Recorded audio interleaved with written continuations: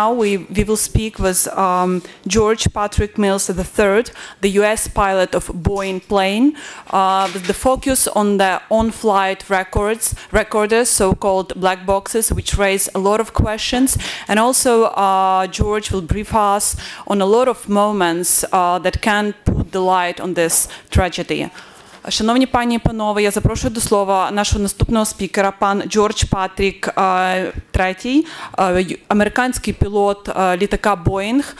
Ми будемо говорити з Джорджем на тему чорних скриньок, бортових самописців, які сьогодні можуть пролити світло на багато питань, зв'язаних з падінням літака малайзійських авіаліній. І Джордж, як експерт, розкаже нам все, що стосується цього питання. George, without any further ado, you're welcome. Good afternoon, everybody. As the nice lady said, George Patrick Mills III. I'm an American born and raised in the New York City area. I come from an airline family. My grandfather and his brother had one of the first companies that made airplanes back in the late 1920s, late 30s. My mom had been an inspector for aircraft instruments. My dad also worked in the airline industry, so I pretty much have it in my blood. Before I got heavily involved in airlines, I had worked as an electrical project engineer. I designed avionics equipments for the Air Force jets, such as the F-105 and the F-111. All right. What I want to do is a couple things. I want to educate you about a few different items. One of them are the black boxes, which everybody knows are bright orange. So when you get to speak to the investigators, you'll be able to ask more pointed questions, and you'll be able to understand the systems a little bit better.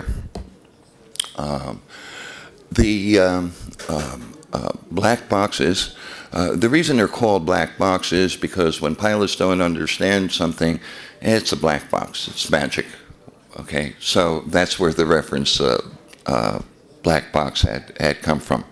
A lot of times you hear about the black boxes. Years gone by, they were actually two separate boxes. Nowadays, they're putting both the data recorder and the voice recorders onto the same chassis. If you look at some of the photographs of the modern-day flight recorders, you'll see that there's a little tube about the size of a half-empty roll of toilet paper up to the front, and that's the underwater locator for the aircraft that might have had a problem over the ocean or over a lake, and this way it's easier to find the box. There's federal regulations in the United States, they're called FAR, Federal Aviation Regulations, and they echo the European Union rules. So worldwide, all of the requirements for the flight recorders are the same. The Federal Aviation Regulation, if you want to Google it and look at it specifically, but the federal regulation that covers the data recorders is Federal Aviation Regulation, or you can just Google FAR 121.344. The Federal Aviation Regulation that sets the requirements for cockpit voice recorders is Federal Aviation Regulation 121.359. On the data recorders, they measure, are required to measure 88 different parameters. One of the parameters that's measured is the cabin pressurization. So once you see that the pressurization falls, that means the integrity of the fuselage was lost. There was some kind of a crack in it, or it opened up. So they'll be able to know exactly what time structural integrity of the aircraft failed. On the engines, the requirements are to measure the thrust Thrust means the amount of air that the engine is pushing out its tail. It has to measure the thrust of the engine, the oil pressure of the engines. It has to measure the vibration of the engines. I happen to have been on an aircraft one time. It was my first flight out of training on a 737, and our second departure of the day out of Miami. Tremendous vibration, and one of the main engine bearings had failed, and the engine actually was breaking up. So the cure for that, of course, is to shut it down, to stop any external damage. So the vibration monitors of the engine and the loss of oil pressure and the loss of thrust will be a very clear indicator to the investigators of if one engine failed before the other engine. Right? Something to keep in mind on a Boeing 777 is the massive size of it. As passengers, some of you might have flown aboard a Boeing 777. And you walk down the jetway, you go through the door, and you see this long corridor. The first time the airline that I had worked for got a 777 into Newark, where I was based, myself and the country manager from Panama walked across the ramp to see the aircraft. And let me tell you, when you see it standing on the ramp, it is a very large airplane. To put it in perspective, many of you have probably flown aboard a Boeing 737. It's a pretty big airplane, pretty comfortable. 3 people on each side of the aisle, nice and spacious. The diameter of the engines on the 777 is the same diameter of the fuselage of a 737. That's how big it is, okay? Physically, how big is the fuselage? If you take an American football field, which is approximately, I'll convert it to metric, it's approximately 100 meters long. The 777s that are being made are at least 2/3 of the length of an American football field. The wingspan is almost double the width of a typical American football field. That is how large this airplane is. All right. What you're going to be able to tell from the flight recorders are located in the tail of the aircraft because it's the most survivable in a major aviation catastrophe. All the inputs to the data recorder travel the length of the airplane, say from the engines, okay? They travel the length of the airplane to the flight recorder.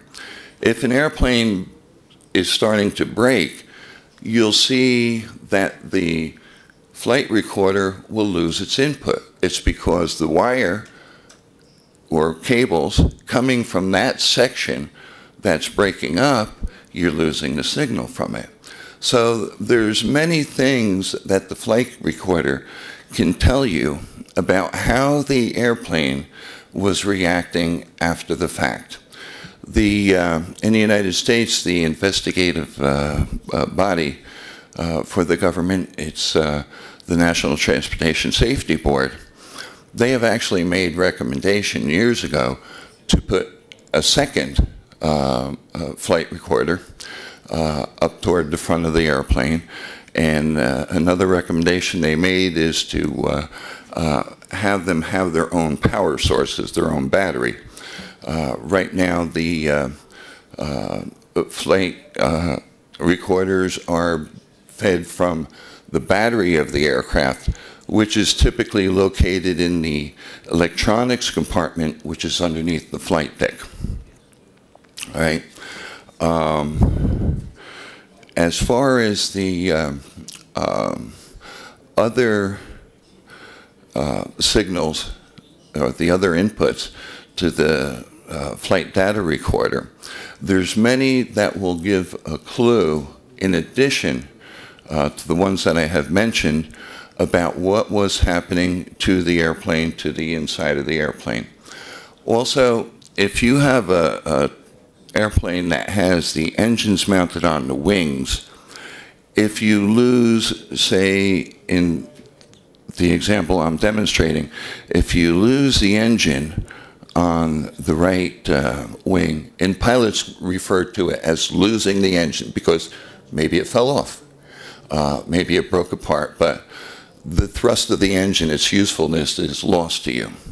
So if you lose the right engine, what's going to happen, the other engine is operating at cruise power. It's going to want to yaw the aircraft. The rudder will compensate. How does the rudder compensate? On a 737, it's the pilot puts input into the rudder pedals. And what happened at that altitude, the airplane most probably was flying on autopilot. In the case of a 737, the autopilot is not strong enough to compensate for that yaw. The autopilot would disconnect 3 hours into the flight. The pilots might have been having a little snack, a little bit of cup of coffee, would catch you completely off guard. Luckily, on the 777, Boeing has improved the design where the autopilot will be able to keep the airplane pretty much going in a straight and level direction if the integrity of the airplane was not lost. All right. Another part of the black box is the voice recorder. The voice recorder in the airplanes, on the Boeing airplanes, up on the ceiling, you have a microphone. It's called an area microphone because it can pick up any sounds or voices in the cockpit area. Okay? Federal regulations and most international regulations require pilots to use what is called a boom mic. So if you've seen some of the airplane movies, they have an earpiece and they have a little microphone on a boom. Okay? So below 18,000 feet in the United States, you're required to use the boom microphone. The voice recorders record the area microphone and the boom recorders, and that's all they're required to do. Since they were well above the 18,000 feet for at least 2 hours, 2.5 hours maybe, most guys take the earpiece out and they turn on the speaker and they use the handheld microphone. The area microphone will be able to pick up the sound of air traffic control coming from the speakers that the pilots are listening to. And when the pilots reply to air traffic control, they will use the handset microphones, and that too is recorded on the area microphone. The area microphone can also pick up any noises such as metal ripping apart. It'll be able to pick up noises like explosions. Okay? So from the area microphone, they will be able to garnish a lot of data. And when they marry it together with the data recorders, they'll get a very big picture, a very clear picture of what happened. Somebody asked me the other day if somebody could have modified the data in the flight recorders over the last week or so, that it has not been in investigators' hands. And the United States, of course, is sending the manufacturers of the data recorders and their top technical representatives over. And whenever you modify anything, you're committing a crime, okay? And all criminals have one thing in common. They're going to make a mistake, okay?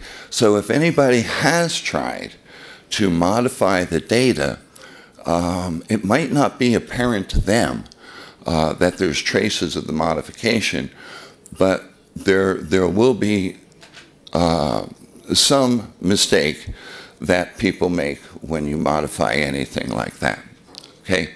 So yes, maybe somebody could have tried to do it. Will they get away with it? In my opinion, I don't think so. You're going to have the manufacturers' reps in here. You're going to have the National Transportation Safety Board. You're going to have the top investigators from the European Union. Okay, so I don't think that's going to happen. You had one question about that.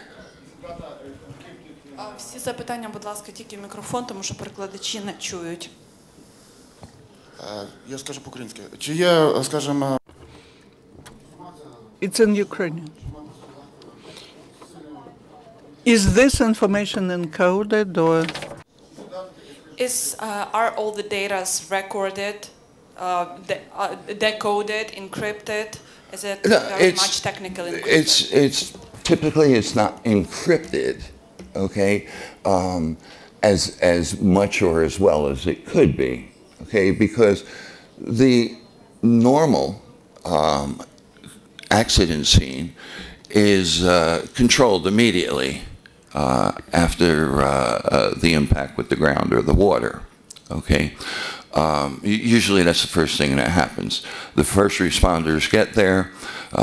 There's a call that goes out to the local FAA. They coordinate. They tape off the area very quickly after any type of a problem. Okay, so it's not something that ever really came into being a factor, as in this case. If it's not encoded or encoded as well as it should be, it's typically not required. Of all the times where the investigators had to go in to look at black boxes, it's never been a problem. So it's a matter of dollars and cents, you know, how much you want to pay for it. Speaking of dollars and cents, I want to diverge for a moment. For about 8 years now, the pilots' unions have been warning about the dangers, the threats of weapons being fired from the ground at aircraft. In the United States, what was it, 10 years ago, everybody can go to the store and buy the little laser pointer. And for whatever reason, people on the ground are like, oh, let's see if we can, you know, get that airplane. The bad thing is, if it might get one of the pilots in the eye, it might be at the wrong time because he's going to lose his night vision. Okay? So it's a crime in the United States to target an aircraft with a laser of any kind. There are other traditional weapons. Right now, man-pads are 2 available in the world. Okay? If I have $6,000 in my pocket, I could probably have a man-pad in my hand in a week. And that is very bad. Okay? All you have to do, you guys know better than I, it doesn't take more than a person on an airplane getting the wrong meal to get him mad at an airline. Okay?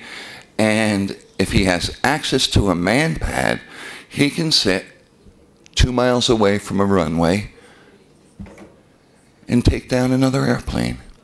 Okay? This danger, this threat, was brought up by the pilots' unions, ALPA, Airline Pilots Association. In the United States, they represent the vast majority of pilots, no matter what airline they work for. They also represent some pilots that are based internationally, work for foreign companies. again, as I mentioned, it's dollars and cents.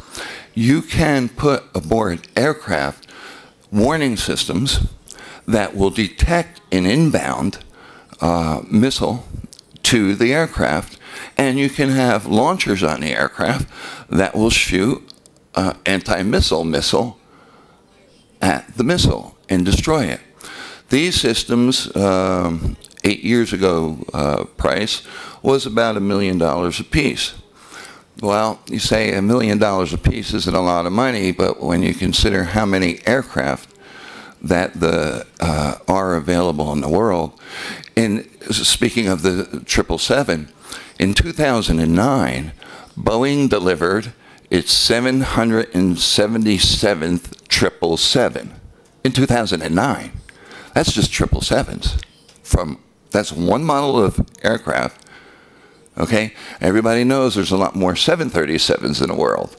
Okay, and that's just from the Boeing company. So it would require a lot of money. That money, any money the airline puts out, gets passed along to the passengers. And of course, when you're looking to travel, everybody, one of the things you factor in, unless you're on a business budget, everybody factors in the cost. Okay, so it's got to be where the world is so shocked and so horrified about the loss of 298 innocent people that they've got to say, dang it, I'll pay the extra $2 a piece to have the security that it will not happen to me or one of my loved ones. Okay? So it's a decision that the world's population has to force upon the airlines. Okay? And you people must put that out to everybody so everybody can start looking at it. One other thing I wanted to talk about is the actual events. I know as much as y'all do, and probably y'all know a little bit more than I, because maybe some of you have been out to the crash site. But from what I'm gathering, it was a missile that was fired from the ground, and most missiles, ground-fired missiles, track heat sources, so therefore it would have hit one of the engines. The the takeoff weight of a Boeing 777 is in the area of 660,000 pounds on takeoff, of which half of that is fuel. Okay, now everybody thinks that, oh, the fuel is flammable, it gets hit, you have a large explosion. But there's two things. On a Boeing, you burn out, you have wing tanks, fuel tanks mounted in the wings.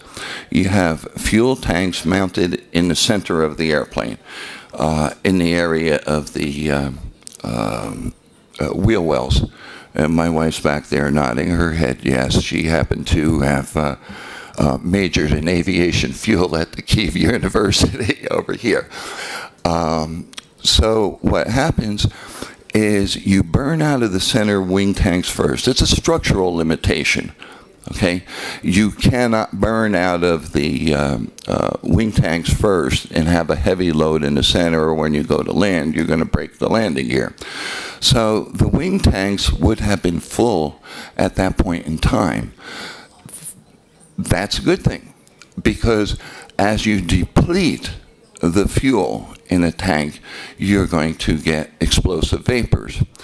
In the United States, started about 10 years ago, that explosive mixture of oxygen and fuel, they have nitrogen generators.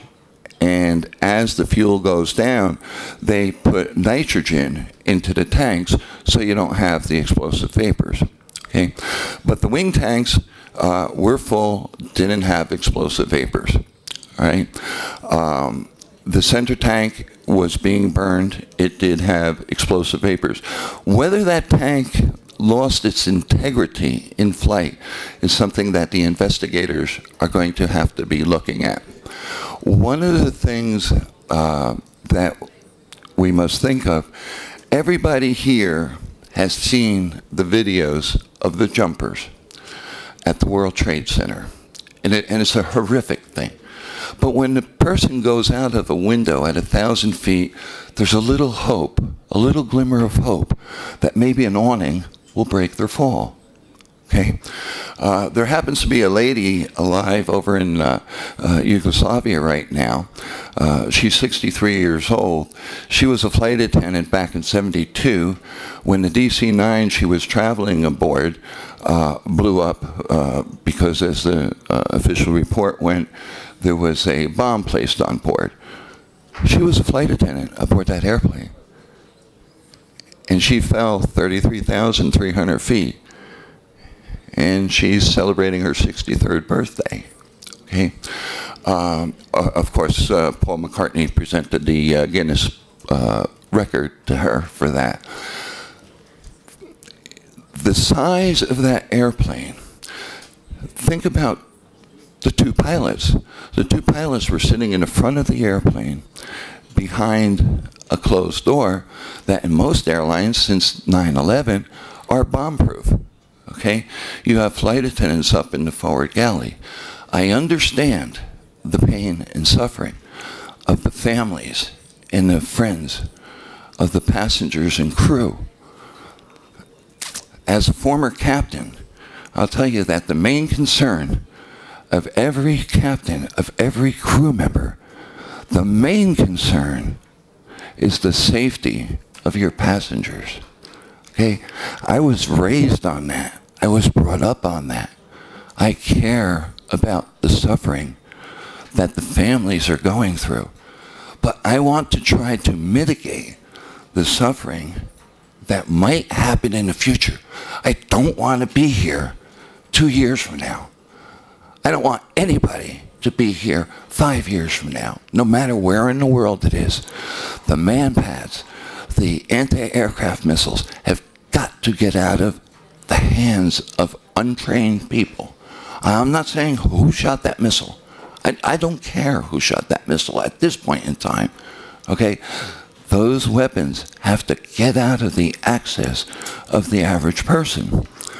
Because what happens is, when you think about the people forward of the engines, forward of the center wing tank, there's no doubt in my mind that these people were alive well after the explosion.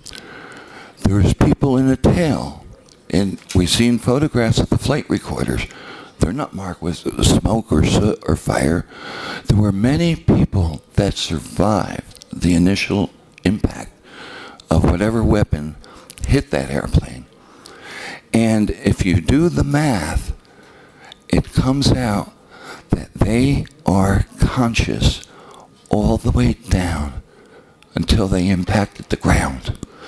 In the United States, we still have capital punishment.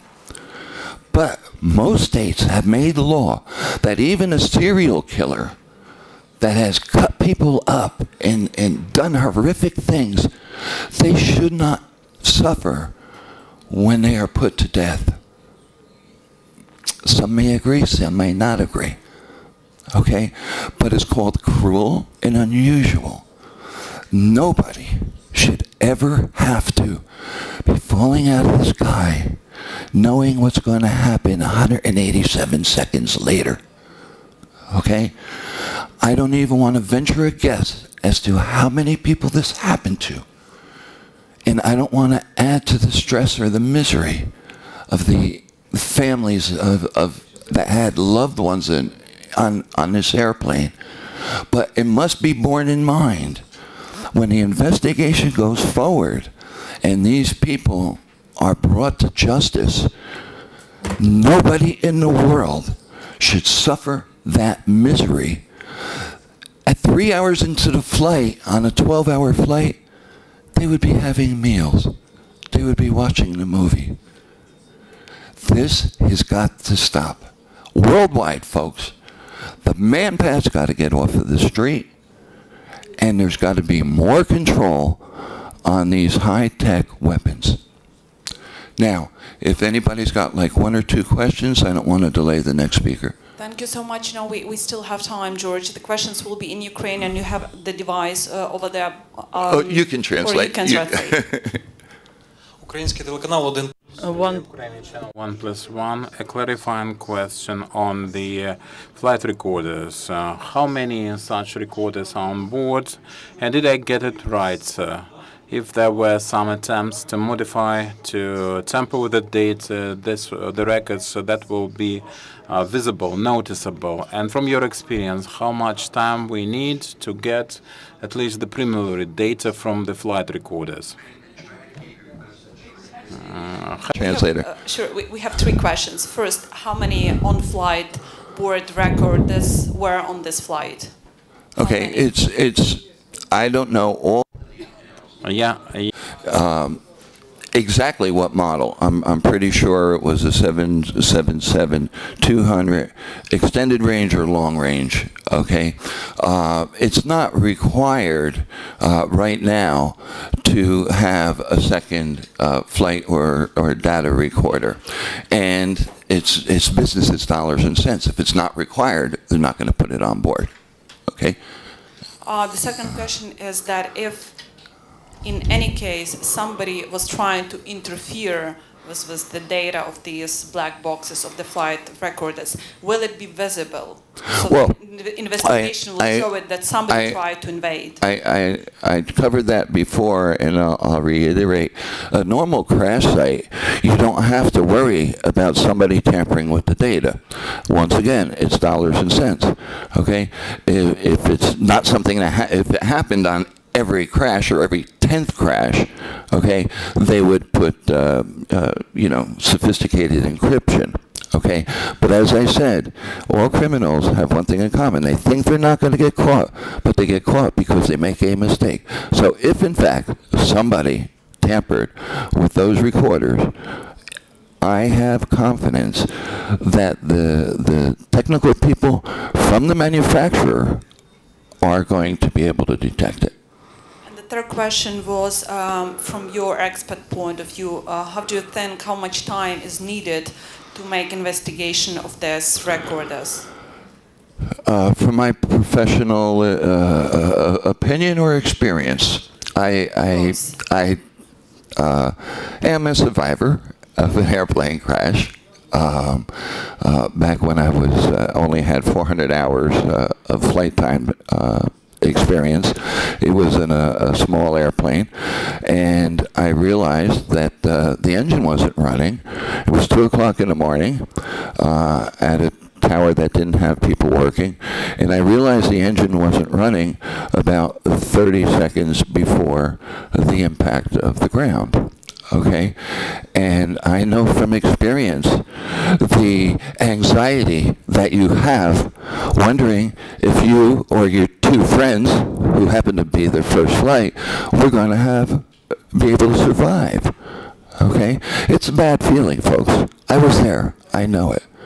All right, but in a common plain vanilla accident where they were able to determine the cause, okay, the official NTSB report didn't come out until about a year and a half, 2 years later. So you're going to have the initial conclusion that the investigators will reach, and when you might be able to twist their arms and get them over to the crisis center, you'll be able to pick their brain, and it won't be official with a stamp and seal that you can take and go to court. Okay, but you'll have 98% certainty of that's what happened. So official versions take 2-3 years sometimes. Just to continue from my side on this question, to elaborate more, right now these on-flight recorders are in Malaysia, investigated by Malaysian authorities. If the report is over, is done, do they have to verify it with the other countries, with the US? Probably. The Air Malaysia has good crews, but those people working in their investigation team know that countries like the United States have the money to fund their experts, the experts' equipment, the experts' training a whole lot better. And they have enough intelligence to bow and respect the opinions of others. That's one of the first things that you do learn in the aviation business, and it's actually taught to pilots and crew members. It's called CCC, Cockpit Communications. Further from the mic, because... Okay, it's called Cockpit Communications, or Crew Concept Communications, and Crew Concept Coordination, where you take other people's inputs, and you respect those inputs. Thanks, George. I think we had another question here. My name is Morten Asper from a Norwegian magazine called Essentiality. 2 questions. Do you see a future where all the big carriers had to use the same system as the Israeli company El Al? They have a kind of anti-flare system to avoid these rockets. Number 2, is it the captain or is it the carrier who decide that you are going to fly over dangerous area like Kabul, eastern Ukraine, Tel Aviv? In the laws vary in different countries. In the United States, the safety of the flight is joint responsibility between the captain of the aircraft and the dispatcher. And if something happens, they're both going to be hanging. Okay, so and the official rule at my former airline is the most conservative opinion. Okay, if you're going to take a route around it, okay, what the captain or the dispatcher might think is a hot spot, you're going to burn more fuel. Your boss is not going to be that happy. But you know what? You ask your boss, what would you have done? Okay, so what's going to happen is already there have been some companies that have been diverting around any hotspots. Okay, the United States carriers have been pretty much diverting around any of the hotspots in the world. Okay, everybody is shocked. Okay, in my mind, whoever shot that missile, in my mind, I believe it was an accident. I believe they did not know they had a civilian aircraft, because nobody in their right mind wants to bring that wrath down upon themselves. Okay? So, but this is making everybody rethink going around, and it's happening. There's no captain, no pilot in command, no dispatcher is going to put an aircraft anywhere near a hotspot. Okay, we don't even have to talk about that. That's a done deal. Okay, they're pretty smart people out there. Okay, the big thing is to get these man pads that I can buy for $6,000 a piece, get them off the street. In the United States, when they want weapons off the streets in a certain city, money for guns. We don't care where it comes from. Money for guns. The United States has a policy. They pay for man pads. I think the going rate is something like $2,500. If you have a couple countries chip in, you up the ante.